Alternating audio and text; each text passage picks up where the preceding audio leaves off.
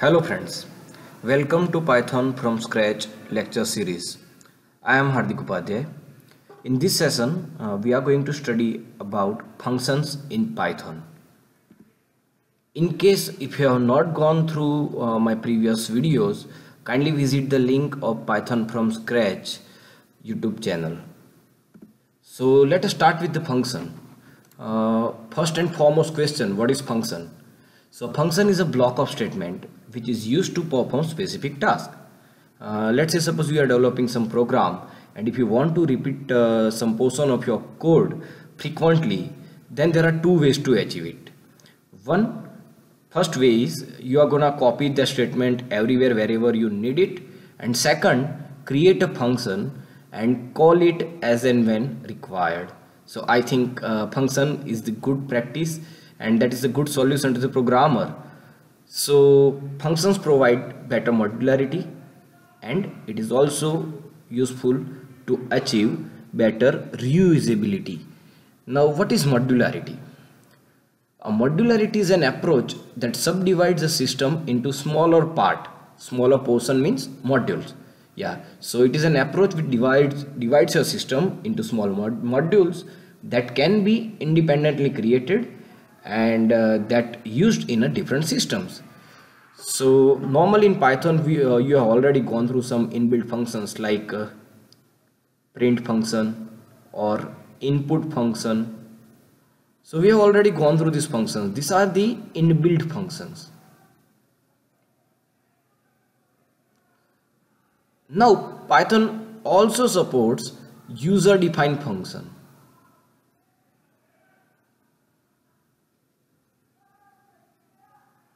So over here in this session we are going to study about user defined functions.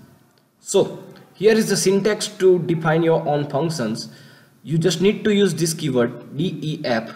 Def is a reserved word that tells the Python that a function is about to define.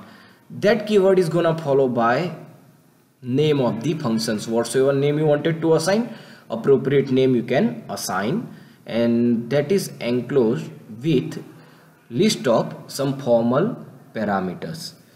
So this particular name, whatever name you are going to assign to function, using this name you are going to call it. So let me demonstrate you normal function in Python, means how would you define it, how would you call it. So let me go to the VirtualBox first. Okay, for demonstration purpose I am using Red Hat Linux, under which I am using Python version 2.7. so Python 2.7 I am using for the demonstration. It would take some time to start.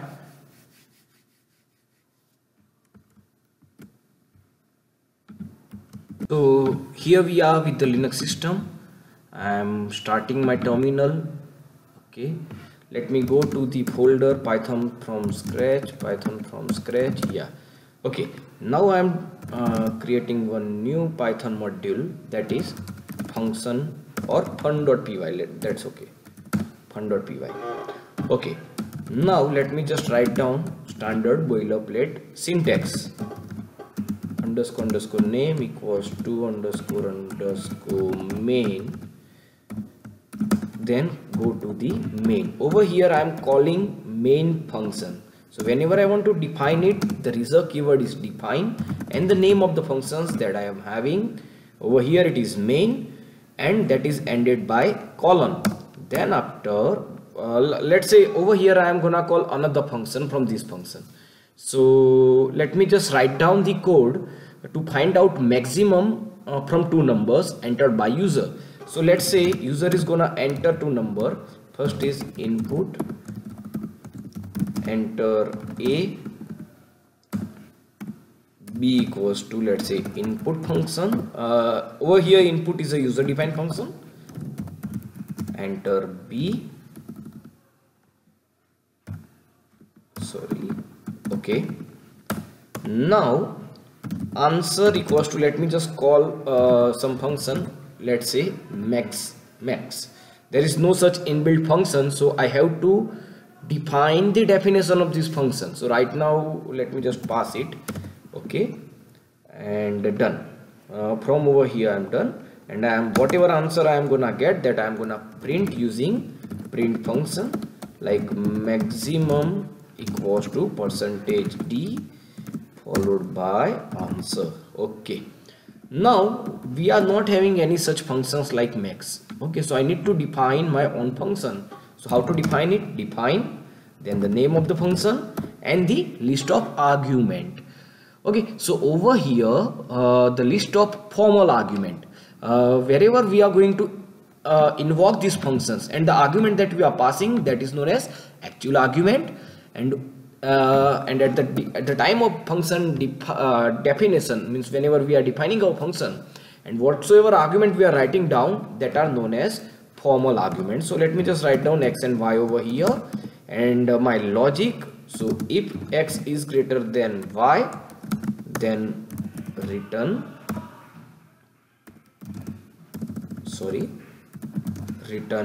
x, else return y. So what is going to happen in this case? First of all, my program would start its execution from over here. It is gonna call main function, and it will ask for the user input, like enter number A, enter number B. Whatever number I am gonna input, that will be copied to A and B variable. Now I am passing those numbers from this function. So here it is known as what? Function call, or invoking the function. So I am invoking the function. So it is gonna call, it is gonna look into the definition of this function, that is named as max. So whatsoever value I am passing in A and B, that will be assigned into x and y respectively. Then it is simply gonna check whether x is greater than y. If it is yes, then it will simply return me x, and that return value will be stored into the answer, and that answer I am printing. So this is a simple example to just find out the maximum number out of two numbers entered by the user. Let me run this program. Python fun.python. Yeah, enter number 1 A, that is 30, enter B 40, and it is returning B 40. Let me run it once again. 10 5, it should return me 10. So wherever in my program, now if I wanted to find out maximum, I can call this particular function as many times as I want. So each and every time I do not need to write down this particular code. So this is the main benefit of function. So this was a simple demonstration of the function. Let's get back to the PPT. Yeah, now function argument. Basically function can be invoked with or without argument. Now what is this argument? You can relate this scenario with this thing. Let's say your mom is asking you to purchase the milk from some shop. So let's say your mom is asking you to purchase a milk from a shop. Mom and you. Yeah. Now purchasing a milk can be related as a function. So whatsoever steps you are gonna perform, that is function. So basically there are two scenarios now. Your mom is not giving any single rupees to you, so you have to go to the shop and you have to purchase by yourself without any money.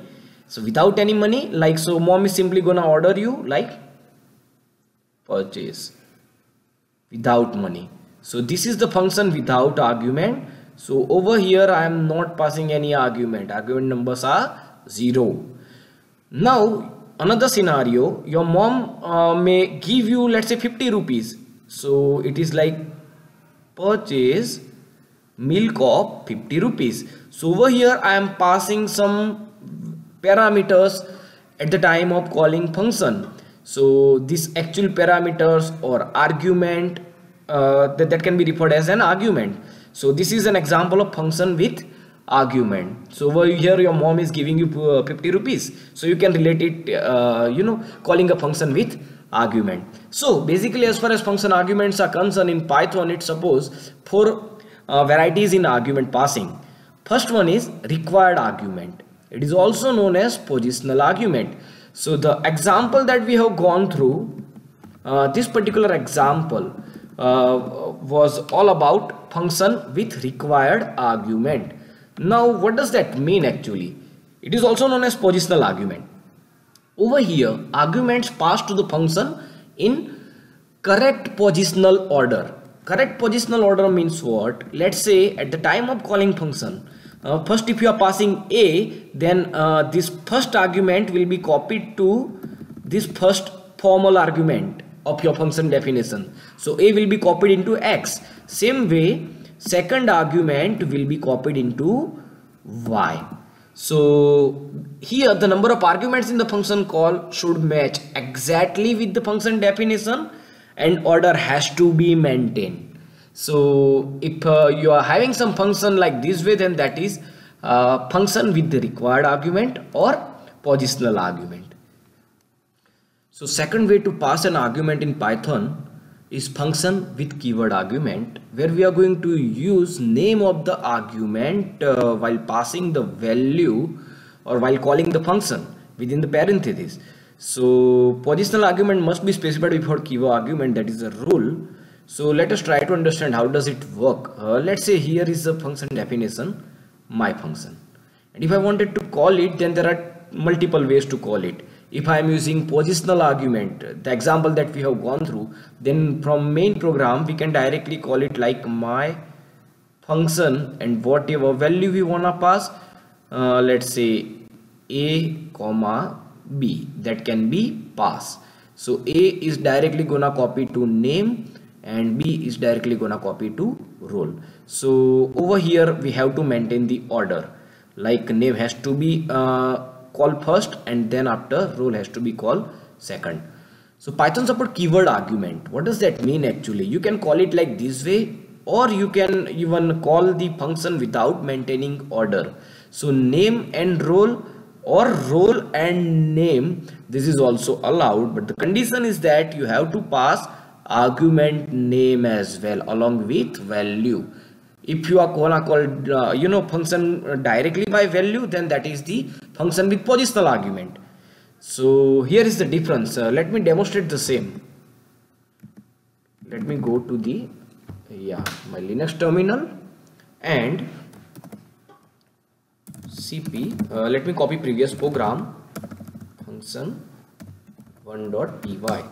Okay, function 1.py. Now let me just remove unwanted statement. Yeah. Now from over here, what I wanted to do, let me ask the user to enter name. So input, enter name, and age equals to input, enter age. Okay, whatever name and age they are passing, I wanted to call on the function named as, let's say, reverse. Over there I am passing name and age. Let me define first, define reverse function that should have some value, name and age. Along with name and age, actually I am passing third argument with value, status equals to, let's say, true. Okay, so over here name of argument has to be status, otherwise it will throw an error. So if status equals to true, then it is gonna write down print first my name, that would be followed by colon, and colon would be followed by age. So I am simply typecasting it into string as age is an integer type. Else print, let's say, string age first, that would be followed by colon, and that would be followed by name. So over here what is going to happen, like how it is differing from previous example, over here I am passing some value along with argument name. So this argument name, this argument name, so this value is gonna considered for status, and if status equals to true, then first name, that would be followed by age, and if it is false, then it is gonna print first age and then it is gonna print name. Right now it is true, so ideally it should print whatever name I am entering, and that would be followed by age. So let me run it, hope everything is fine. Python function 1.py, enter name, and some error, name Hardik is not defined. Let me just test it out. Yeah, where exactly we are facing an error? Yeah, over here actually I am using Python version 2.7. so in 2.7, if you want to enter string value, then the function that is available is row_input. If you are working with higher version of Python, then definitely you can directly use input function to enter the string value. So let me just once again try to execute it. Now it is fine. Hardik, enter age, let's say 30, and Hardik 30. Let me now change the value of this status parameter, status to false, not app, false. And once again let me execute same program. Now it is printing in a reverse order. Now over here, we are maintaining same order, like whatsoever order we have defined in function definition, same order we are following. But we can even omit this. Let me just rather than passing name and age like this way, let me pass first age equals to 30 directly and name equals to Hardik. Okay, and that would be followed by status. So over here I am I have changed the order, whatsoever order I have mentioned in my function definition, that is exactly not matching with the order, with this particular order. Now let me just run this.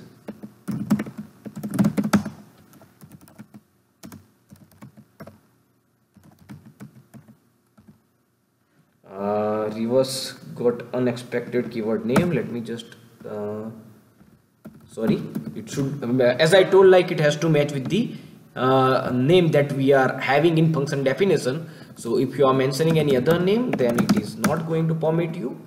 Yeah, now have a look. We can even change the status to true and we will get desired output. So over here in this example we have seen order is not necessary in Python, but if you are not maintaining an order, then you have to use argument name to call it. So ultimately this particular example is known as what? Function with the keyword argument. Now let us try to understand function with the default argument. So you can pass default value with the function definition. Let me just modify the previous example. Over here each and every time I have to pass status equals to true, but let me do it like this way. If by default if I am not passing any third argument, then it would consider it as a true. So for that I have to mention default value in function definition. So if I am gonna do that, then whenever I am passing let's say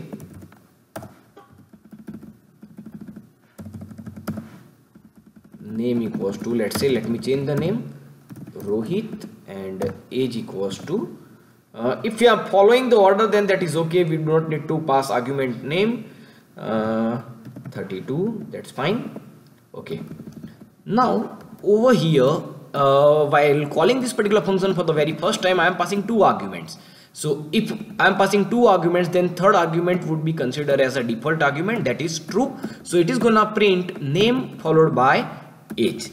Now if I am passing explicitly third argument, let's say status equals to false, then it is explicitly gonna copy value of false to the status, and accordingly it is gonna execute else portion. So for second function it is gonna first print 32 followed by Rohit. So let me just run this Python function 1.py. Just have a look. So this is a demonstration for function with default argument. You can pass default value with the function definition. And the fourth available option with the function is function with the variable number of argument.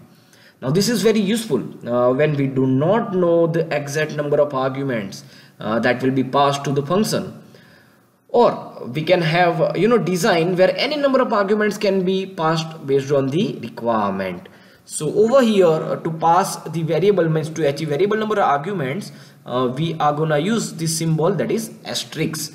So asterisk is placed before the variable name that holds the value of all non-keyword variable arguments. Even we can have formal arguments followed by some variable number of arguments, so you can fix it like at least one has to pass 2 arguments, so that are gonna be formal, and later on you can define variable number of argument. So it is also quite possible.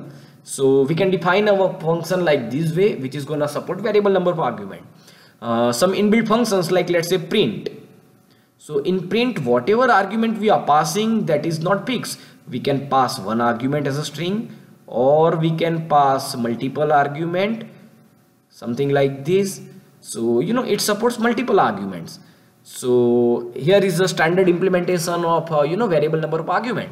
So let me demonstrate you variable number of argument in Python. So VIM, variable number of argument in Python. Now first of all, let me just define my standard boilerplate syntax.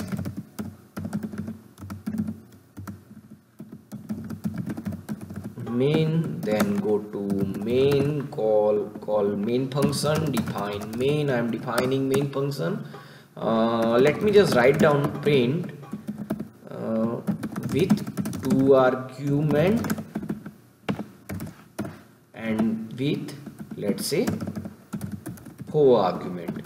Now let me call some function. Let me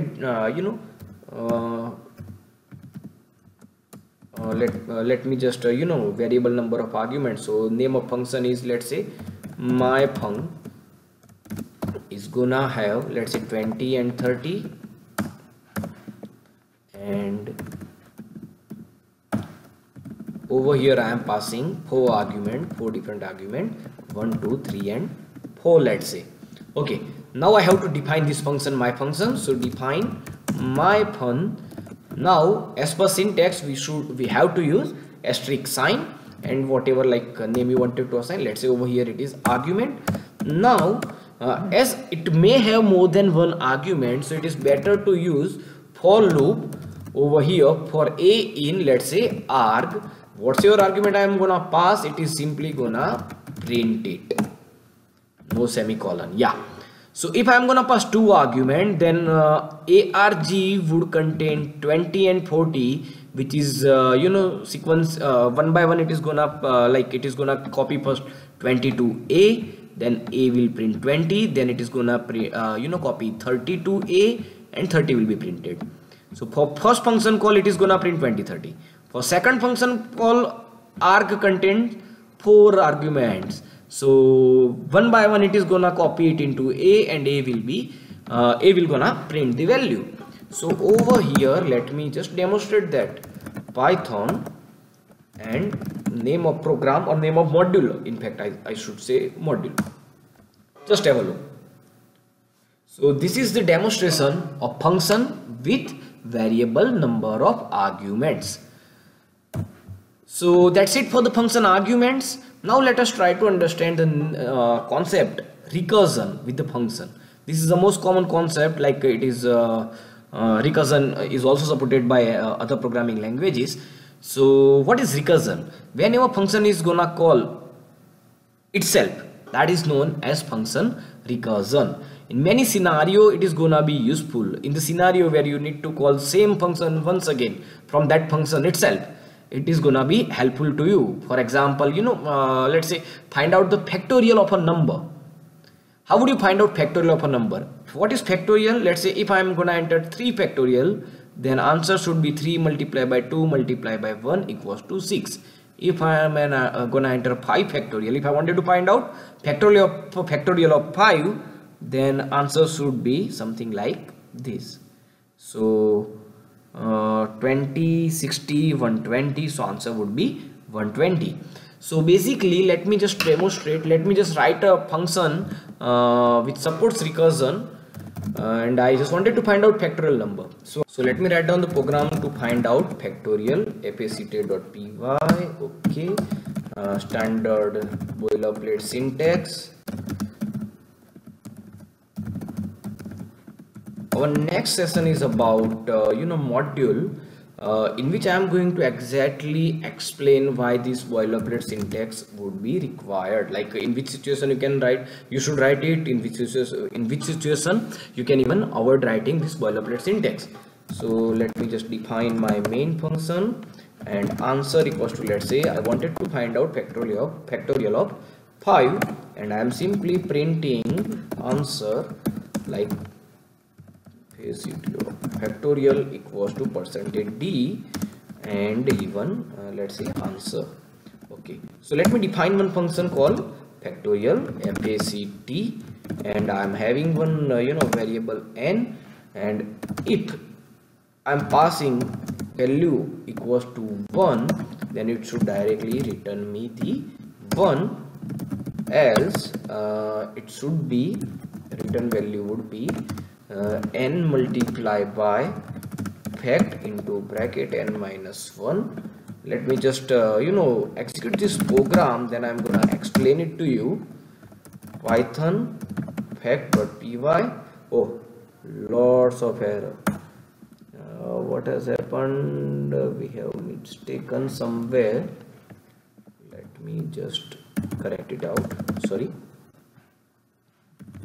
Define fact if n equals to 1. Oh, sorry, return a means from I got this a. I don't know.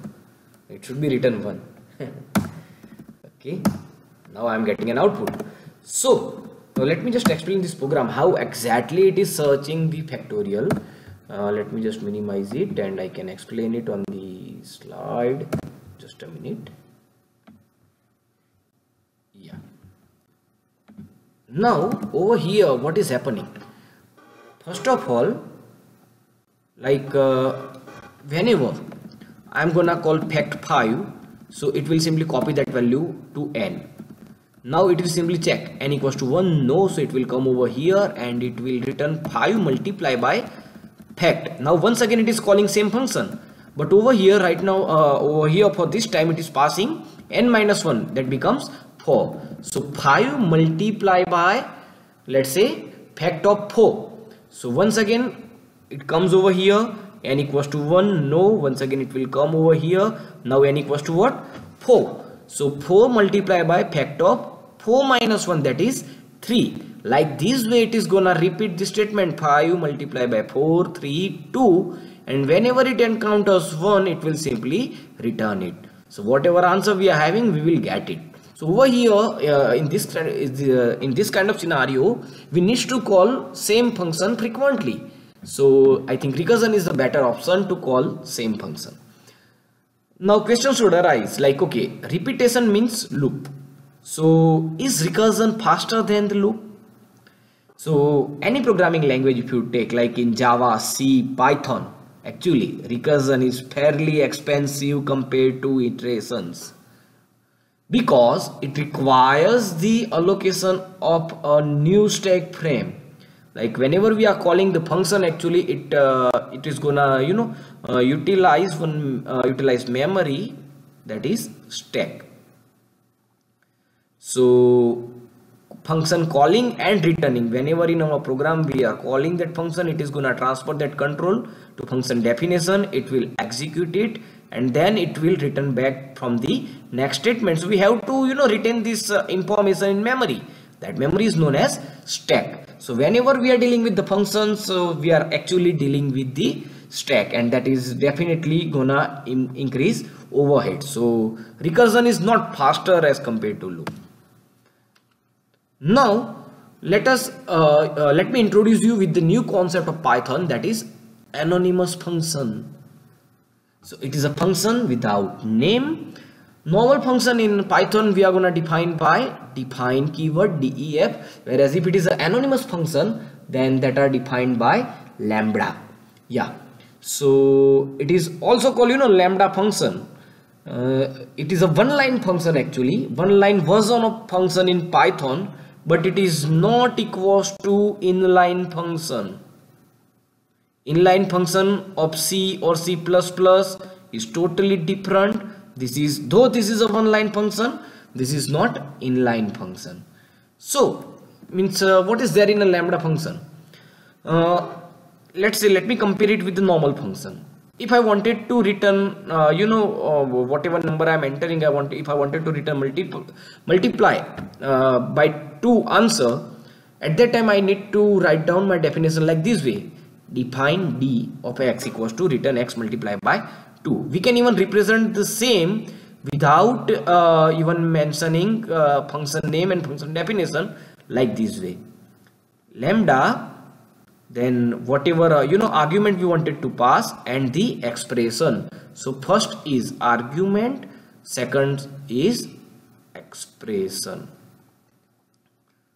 So in lambda function we can have any number of arguments but only one expression. The expression is evaluated against the value that we are passing. So over here, let's see, if I am passing d of 5, so 5 will be copied over here, so 5 multiplied by 2, so expression will be evaluated and that will be assigned to the variable. So over here, this is not a name of function actually, this is a variable name. Okay, so this is a function without definition. Although as I already told you, like it appears that the lambda is the one-line version of a function, but they are not equivalent to inline statement of C and C++. Basically, where exactly this type of function is going to be useful. So it is useful when we requires nameless function. Okay, for the short period of time. So whenever you are developing a code and in between, suppose if you wanted to execute one line function kind of statement, at that time it is better to go with the lambda function.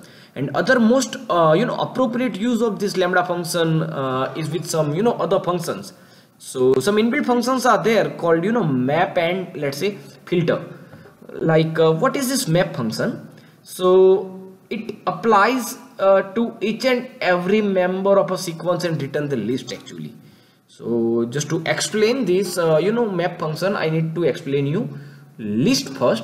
And even filter, it is also like as name suggests, filter extract the each element in a sequence for which the function returns true.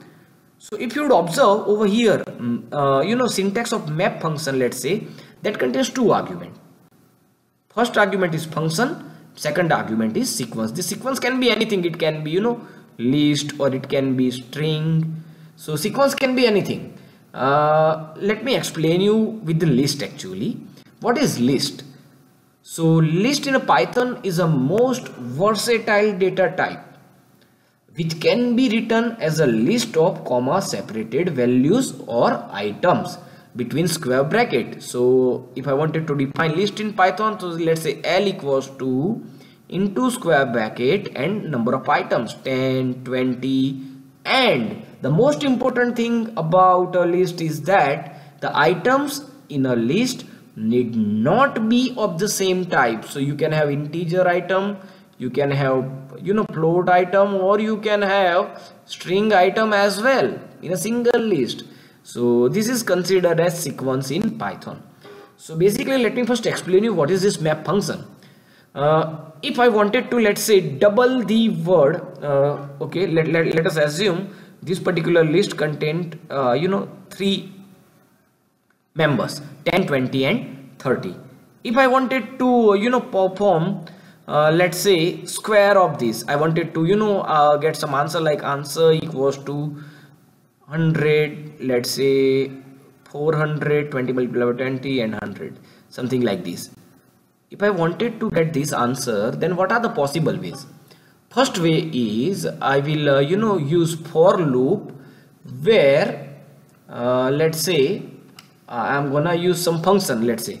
So if I'm gonna use function, let me just blank the screen. Yeah, so first way to get that output is I'm gonna define one function, and I'm gonna call that function, let's say define update.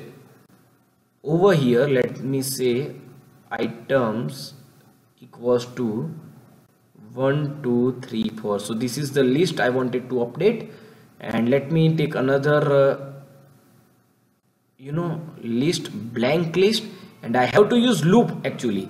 So for loop can be used against the sequence. So for x in items and square dot append is a method in list,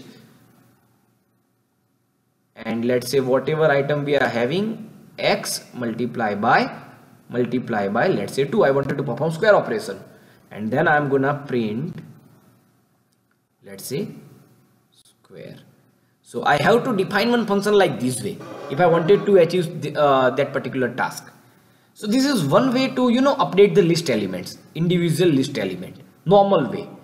Other than this, let's say we can even let's say we can have one line function, just to we can even replace entire thing in a one line like this way. Let's say if I have got list of items equals to 1 2 3 and 4, then I can directly write down define square of, let's say, x equals to, not equals to, one line function rather than means that is permitted in Python. So define square of x equals to, and what is the return value? That is return x multiply by 2. So it is also permitted, and whenever I wanted to print it, simply I can print it like this way, print list. I have to typecast it into lists, and then I can even use map function where I am gonna call square and items. So without loop also I can use function like map, which is gonna perform this function on individual items. So over here items are list, so like on each item it is gonna perform this particular function. So first it will extract 1 over here, it will perform square operation, then 2 square operation. So output would be like something like this, 1 4 9 and 16. So same task you can achieve in a single line function, but for that we need to use function like map inbuilt function, which is further going to use some user defined function. So whatever task you wanted to perform on the list, you can like write it down in the function definition. So this is another way to achieve the same. But even we can even achieve like, okay, first way was using let's say 7 to 8 lines, second approach was using 2 to 3 line of code. Now using lambda, we were talking about lambda actually, we can write down the solution in 2 line. Yeah, within a 2 line we can achieve the same. If I have got items equals to, let's say, 1 2 3 and 4, then using lambda I can directly print, let's say, list map function I can use, and map required some functions to be passed over here, and that function is going to apply on item. So rather than defining function, what can be done, that function expression can be written down in lambda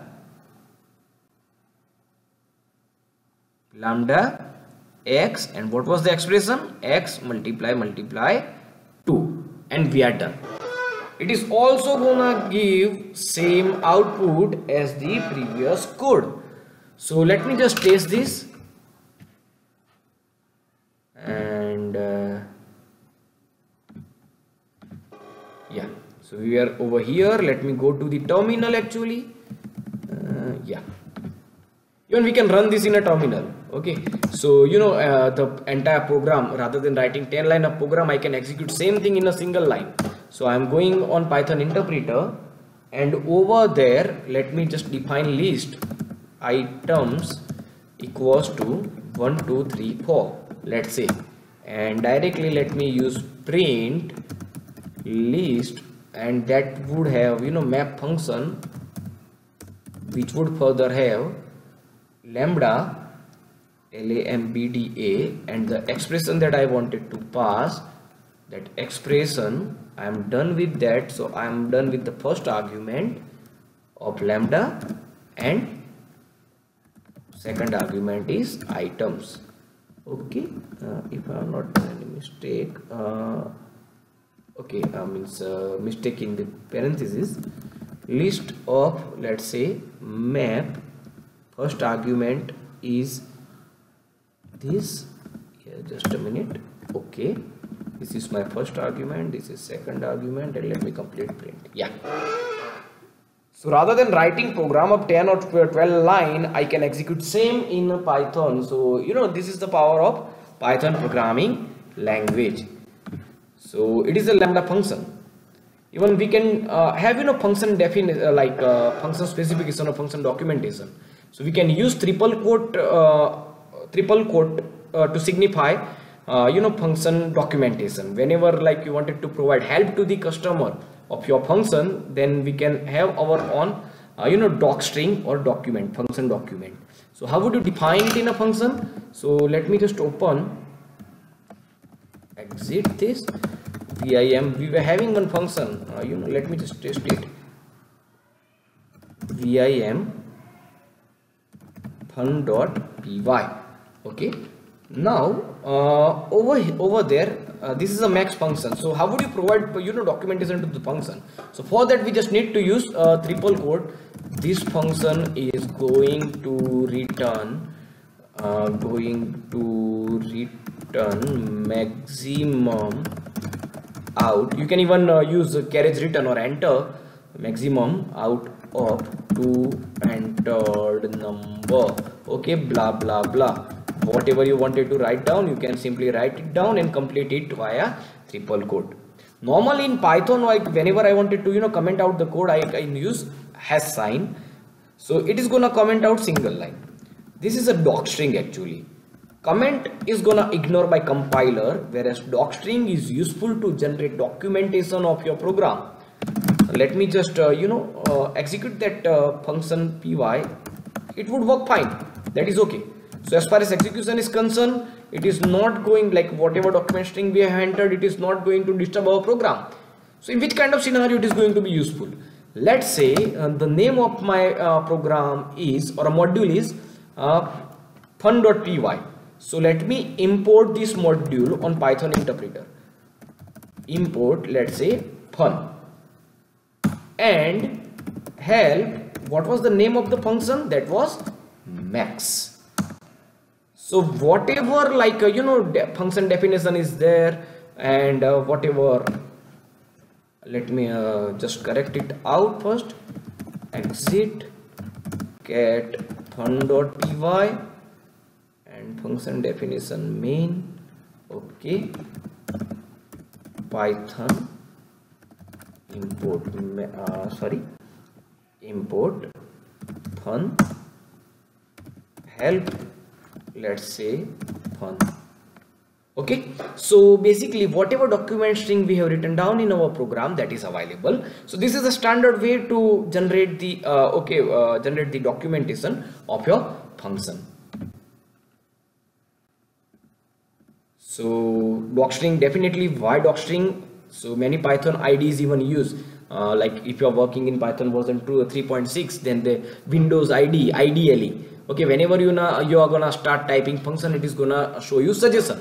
So even IDs can use it to provide some sort of suggestion to the user while developing the code. So even docstring is useful for that particular purpose as well. Now as far as scope of variables are concerned, Python supports mainly two type of variable, that is local variable and global variable. If it is a local variable, then scope is like limited to the function. So scope is limited to function. Even same name can be used in multiple functions, that is fine, as like other programming language. And actual argument and formal argument of function are even allowed to have same variable name, but they would be treated differently as scope is limited to that particular function. So by default, whatever variable we are declaring, that are local variable. And if it is a global variable, then scope is limited to entire Python module or a program, and a global keyword is used with the variable name to refer it from the function. So in my program, I have to declare like a equals to 10, for example. So whenever I am having some function, let's say define some my function, and if I wanted to refer this, then I need to use some keyword named as global A, then it is gonna refer this. Otherwise, if I am gonna do something like this without this keyword, then it will declare new variable in a memory A in different memory area. So these A and these A both are different, as scope is by default local. So that's it for this session, friends. Hope you are liking my lectures. In case of any comments, feedback, feel free to contact me. Thanks a lot.